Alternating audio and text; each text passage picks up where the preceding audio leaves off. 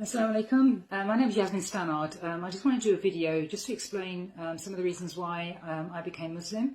I took my shahada, which is when you declare your faith and become a Muslim.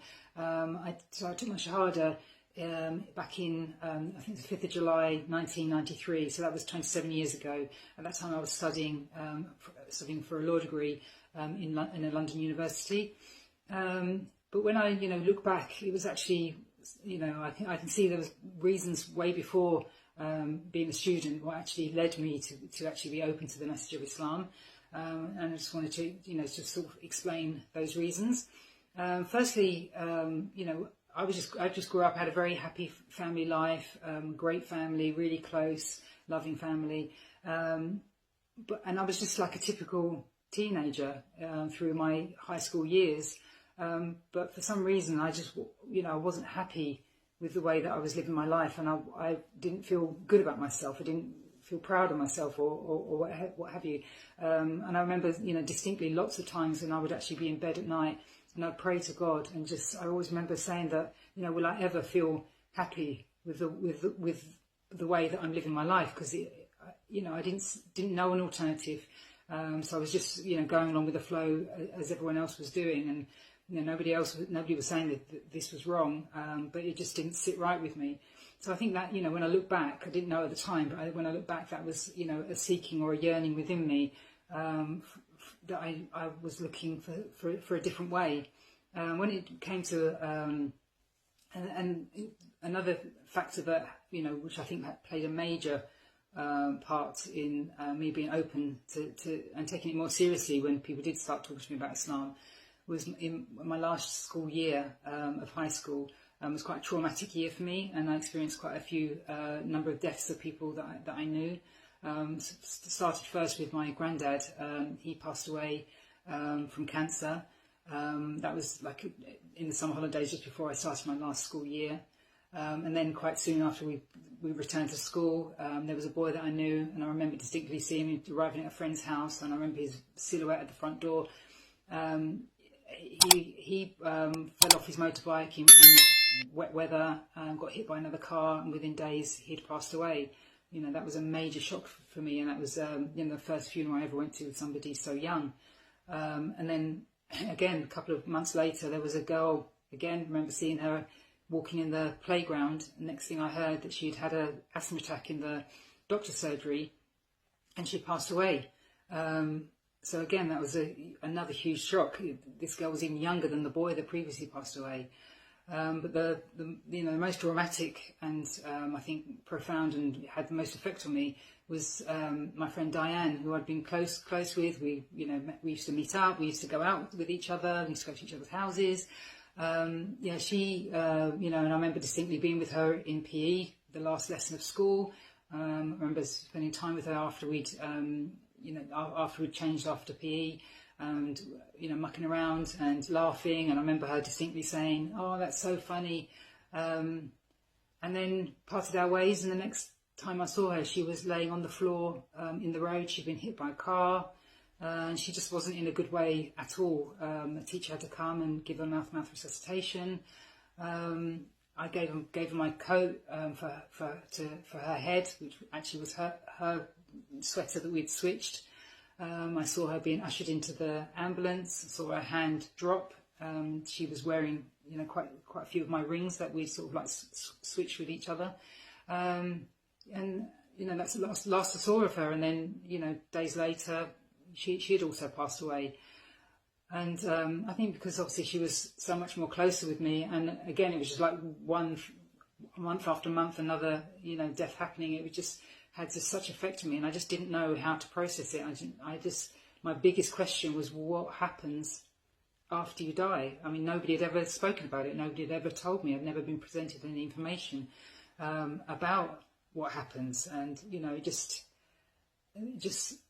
scared me so much. And I think I did actually go through probably would have been classed as depression for about a year, where I just couldn't sleep with the light off. And I just had so many questions, but no answers. So I would go to the library, and at that time, all I could think of is like near-death experiences. So I would, just consume books about people explaining their near-death experience, and I'd look into clairvoyancy, and all things like that, and that did provide me some comfort, but it stayed with me for a long time, and I think that was, and the biggest lesson I learned from that is that there's no guarantees in life. You're not going to live until your 80s. There's absolutely no guarantees. It could be, you never know when your last day is upon you. So that was like a huge lesson. And I just remember being so sort of alone in the world. I just recognised my insignificance and my, there's this major world, and I just didn't understand it. That did have a profound effect on me. It had a profound effect on my personality. But it probably wasn't until I got to university and I met Muslims where, I think, when they started presenting me information about Islam, it just filled a void within me that I didn't even know, I didn't know I had this void. But, when they started telling me information, it just made so much more sense. I think to me now, I think you can't understand this life without understanding the hereafter. When you see the injustice in the world and whatever, there has to be accountability in another realm, because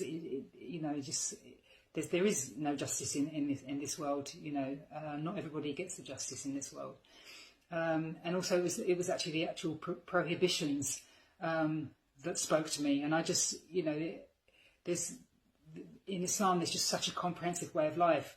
There's every aspect of your life there is a guidance on, and that is what I craved. I craved this guidance of telling me what is and what is right and what is wrong, and I got huge comfort from that. And and I think like the prohibitions, I could see that if I had those prohibitions, they would have been a protection for me. There were so many times in my life where things happened, or things I got into, or things that happened which I didn't feel great about, and then I could see that if I was living by these rules, then I would have been protected from these things that had affected me in my life.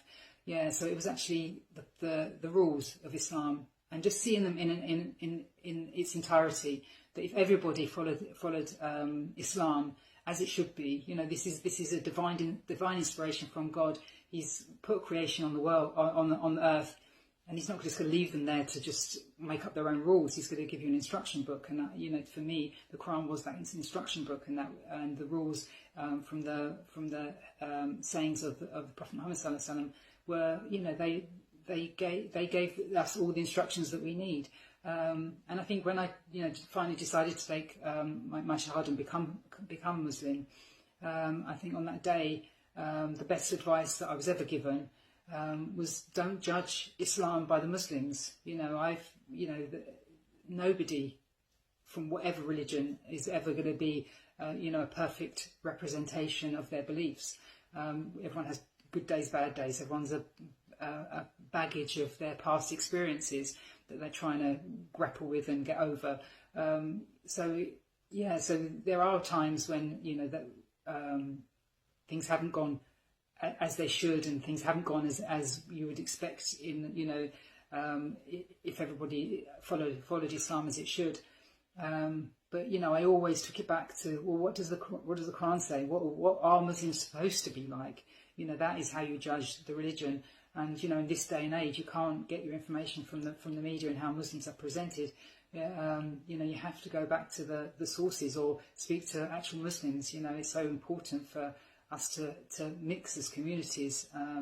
So we can ask these questions, and we shouldn't be afraid to ask these questions, even the difficult ones, because we all hear sound bites from Islam of what Islam's about. But go to somebody, or seek good knowledge, and that will give you the right information and an unbiased representation of Islam, and judge it from that, and just judge it in its entirety. Don't judge it from just one angle.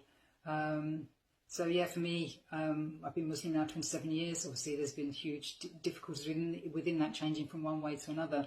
But it's provided me the comfort through all difficulties. It's given me, the prayer has just been an amazing source to turn to, and the Quran has been amazing guidance. So yeah, I can't imagine living life without it. Through all the ups and downs, it's been the comfort, and it's like the answer of my prayer back when I was 16. That and I am happy. Obviously everyone can improve, but I am happy with the way I choose to conduct my life. The rules I choose to follow, and I'm proud of that. So yeah, so basically that's my story. Thank you. Assalamu alaikum.